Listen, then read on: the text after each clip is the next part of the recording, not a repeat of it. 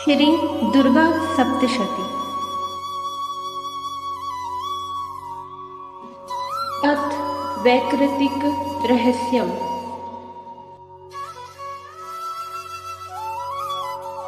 सुमेधा ऋषि कहते हैं, हे राजन, मैंने तुमसे जो सात्विकी, राजस्वी और तामसी भेद से त्रिगुणा उस देवी का वर्णन किया है, वह देवी श्रवा, चंडिका, दुर्गा, भद्रा और भगवती इन नामों से कही जाती है। तमोगुणा महाकाली श्री विष्णु की योग निंद्रा कही जाती है, जिनकी स्तुति मधु के टब के लिए ब्रह्मा ने की थी। वह 10 मुंह वाली, 10 भुजा वाली और 10 पैरों वाली तथा काजल के समान काली है एवं विशाल अपने 30 नेत्रों की माला से शोभित है। हे राजन, वह अपने फड़कने वाले दाढ़ों तथा भयंकर दांतों के कारण भयावनी मूर्ति वाली होती हुई भी भक्तों के लिए रूप, सौभाग्य, कांति और महर्षियों की आकार सी है। वह हाथों में खड्ग, बाण, गदा, शूल, शंख, चक्र, भुशुंडी, परघी, धनुष और रक्त टपकता हुआ नरमुंड धारण करती है। ऐसी वह दुरत्या, दुख से पार की जाने वाली विष्णु की माया महाकाली रूपा देवी आराधना करने पर पूजा करने वाले के वश में संपूर्ण जगत को कर देती है। अतुल तेज वाली, सब देवताओं के शरीर से प्रकट होकर जिसने महिषासुर को मारा था, वही त्रिगुणात्मिका साक्षात महालक्ष्मी देवी है। उनका मुख शुभ्र, भुजाएं नीली, स्तन मंडल अत्यंत शुभ्र, चरण तथा कमर लाल, जंगा जानू नील वर्ण के हैं तथा स्वयं उन्मत्त सी है। सुंदर विचित्र जघन वाली तथा अनेक रंग की मालाएं एवं अनेक चित्रांकित वस्त्रों को धारण करती है। विचित्र अवटन तथा चंदन आदि अनेक सुगंधित पदार्थ का लेपन करने वाली तथा शोभारूप, सौंदर्य तथा सौभाग्य से युक्त है। वह 18 तथा 1000 भुजा वाली देवी पूजा के योग्य है। उनके दाहिने तथा बाएं हाथों के अस्त्रों के नाम क्रम से नीचे बताए जा रहे हैं। अक्षमाला, कमल, बाण, तलवार, वज्र, गदा, चक्र, त्रिशूल, फरसा, घंटा और फांस तथा शक्ति ढाल, धनुष, पान पात्र और कमंडलू इन अस्त्रों से सुसज्जित शोभित हाथों वाली कमल पर बैठी हुई सर्व देव स्वरूपिणी एवं सबकी ईश्वरी इस महालक्ष्मी का हे नर राजन, जो पूजन करेगा वह सभी लोगों का तथा सभी देवताओं का भी स्वामी होगा। शुंभ नामक असुर को मारने वाली जो देवी केवल सत्गुण से युक्त हो श्री पार्वती जी के शरीर से प्रकट हुई थी, वे साक्षात सरस्वती कही गई है। हे पृथ्वीपते राजन, वे 8 भुजा वाली है और सभी हाथों में क्रमशः बाण, मूसल, चक्र, शंख, घंटा, हल और धनुष धारण करती है।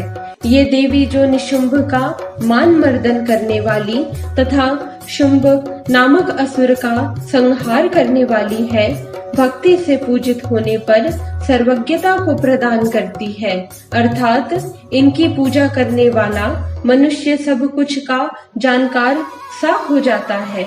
हे राजन, इस प्रकार तुमसे महाकाली आदि तीनों मूर्तियों के स्वरूप बतलाए।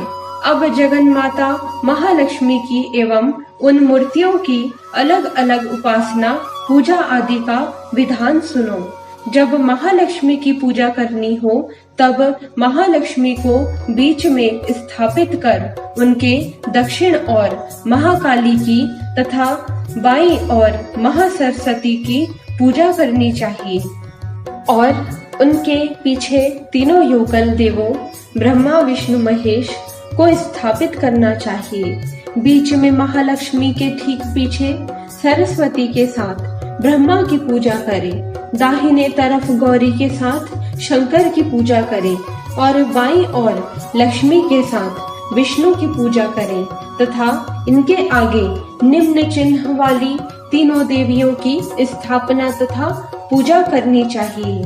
मध्य में 18 भुजा वाली महालक्ष्मी की पूजा करें, उनके बाएं 10 मुखों वाली काली की पूजा करें और दक्षिण भाग में 8 भुजा वाली सरस्वती की पूजा करें। इस प्रकार श्री महालक्ष्मी की पूजा करनी चाहिए।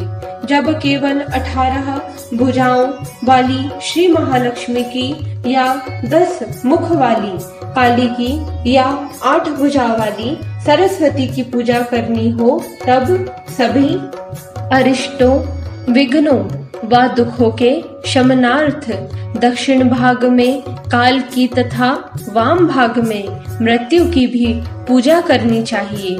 जब शुंभ नामक राक्षस का नाश करने वाली 8 भुजा वाली देवी की पूजा करनी हो, तब उनके साथ उनकी 9 ब्राह्मी, माहेश्वरी, कुमारी, वैष्णवी, वराही, नारसिंही, ऐन्द्री, शिवदूती, चामुंडा नामक शक्तियों की और रुद्र तथा श्री गणेश की भी पूजा करनी चाहिए।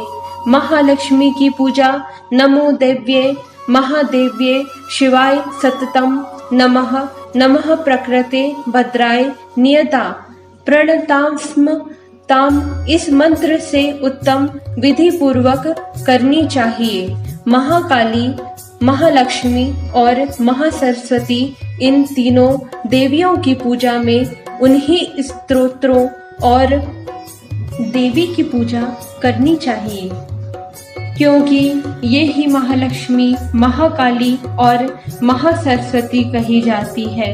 ये ही पुण्यों तथा पापों की अधीश्वरी एवं सभी लोगों की ईश्वरी है, जिनसे महिषासुर का अंत संहार करने वाली देवी की पूजा की है। वही संसार का स्वामी है, संसार का धारण तथा भरण पोषण करने वाली भक्त वत्सला भक्त है, प्रिय जिनके भक्तों के प्रिय है जो, ऐसी भगवती चंडिका की पूजा करनी चाहिए।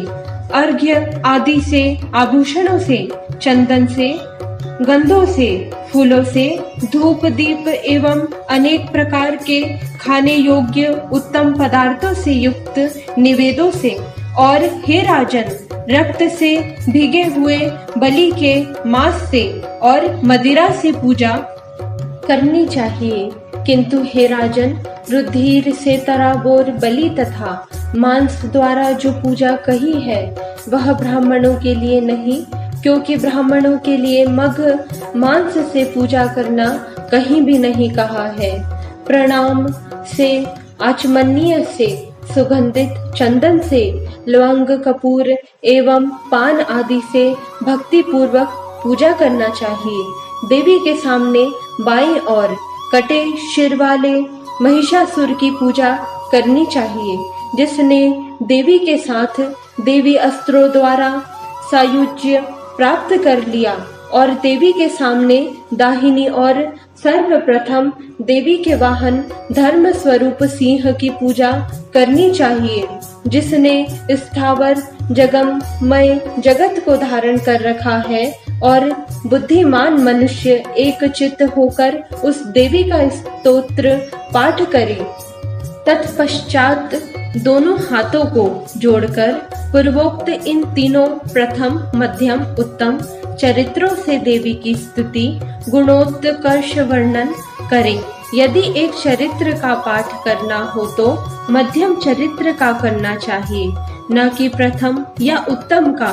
किसी चरित्र का आधा पाठ नहीं करना चाहिए। आधे चरित्र का पाठ करने से अच्छा फल नहीं होता। देवी की प्रदक्षिणा एवं नमस्कार आदि करके, हाथों को जोड़कर, सिर पर करके मनुष्य आलस्य रहित हो जगत को धारण करने वाली देवी से बारंबार अपने अपराधों की क्षमा प्रार्थना करे। सप्तशती का प्रति श्लोक मंत्र रूप है, उससे तिल एवं घी मिली हुई खीर की आहुति दे, अथवा स्तोत्र रूपी जो मंत्र है उन्हीं से श्री चंडिका देवी के लिए उत्तम हविष्य का हवन करें। फिर एकाग्रचित्त होकर श्री महालक्ष्मी के नाम वाक्यों से देवी की पूजा करें। तत्पश्चात इंद्रियों को वश में करके हाथों को जोड़कर चंडिका को नमस्कार करें और प्राण आदि वायुओं को प्राणायाम द्वारा रोककर देर तक अपने हृदय में देवी का ध्यान करते करते तन्मय देवीमय हो जाए। जो मनुष्य प्रतिदिन इस प्रकार देवी का पूजन करता है वह अपने मन अनुसार इस लोक के सभी सुख भोग कर अंत में देवी की शरण में मिल जाता है। जो उस भक्त वत्सला श्री चंडिका की पूजा नहीं करता उसके सारे पुण्यों को परमेश्वरी जलाकर राख कर देती है। इसलिए हे राजन, तुम सभी लोगों की महेश्वरी देवी चंडिका को पूजा विधि पूर्वक करो, उससे तुम्हें सुख मिलेगा। इस प्रकार वैकृतिक रहस्य भाषा टीका पूरा हुआ। बोलो अम्बे मात की जय, बोलो अम्बे मात की जय, बोलो अम्बे मात की जय।